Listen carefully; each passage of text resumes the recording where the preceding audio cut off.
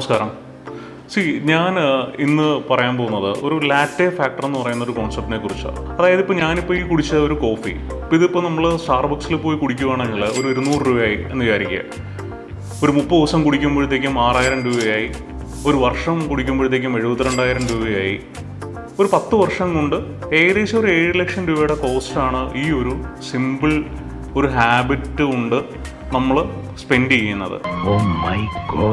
അപ്പോൾ basically latte factor പറയുന്നത് നമ്മൾ ഇങ്ങനെ അൺകോൺഷ്യസ് ആയിട്ട് എടുക്കുന്ന പല ഫിനാൻഷ്യൽ ഡിസിഷൻസും നമ്മളുടെ ഒരു ഫിനാൻഷ്യൽ ഫ്രീഡം എങ്ങനെ ഡിലേ ആക്കുന്നു എന്നുള്ളതാണ്. പകരം ഞാൻ ആ 7 lakhs ഇൻവെസ്റ്റ് ചെയ്തിരുന്നെങ്കിൽ എനിക്കത് ഒരു 10 lakhs ആയിട്ടോ 12 lakhs ആയിട്ടോ തിരിച്ച് കിട്ടേണ്ട എമൗണ്ട് ആയിരുന്നു. അപ്പോൾ ഞാൻ ബേസിക്കലി പറയുന്നത് നിങ്ങൾ ഒരു കോഫി കുടിക്കരുത് എന്നുള്ളതല്ല, പക്ഷേ നമ്മൾ ഈ അൺകോൺഷ്യസ് ആയിട്ട് സ്പെൻഡ് ചെയ്യുന്ന പല എമൗണ്ടുകളും നമ്മളുടെ ഫിനാൻഷ്യൽ ഫ്രീഡത്തെ എങ്ങനെ ഇമ്പാക്റ്റ് ചെയ്യുന്നു എന്ന് നമുക്ക് വ്യക്തമായിട്ട് കാണിച്ചു തരുന്ന ഒരു കോൺസെപ്റ്റാണ് ഈ ലാറ്റെ ഫാക്ടർ. ഈ ഫിനാൻഷ്യൽ ഇൻഡിപെൻഡൻസിൻ്റെ ഒരു സീക്രട്ട് എന്ന് പറയുന്നത് എപ്പോഴും കൂടുതൽ ഏൺ ചെയ്യുന്നതിലല്ല.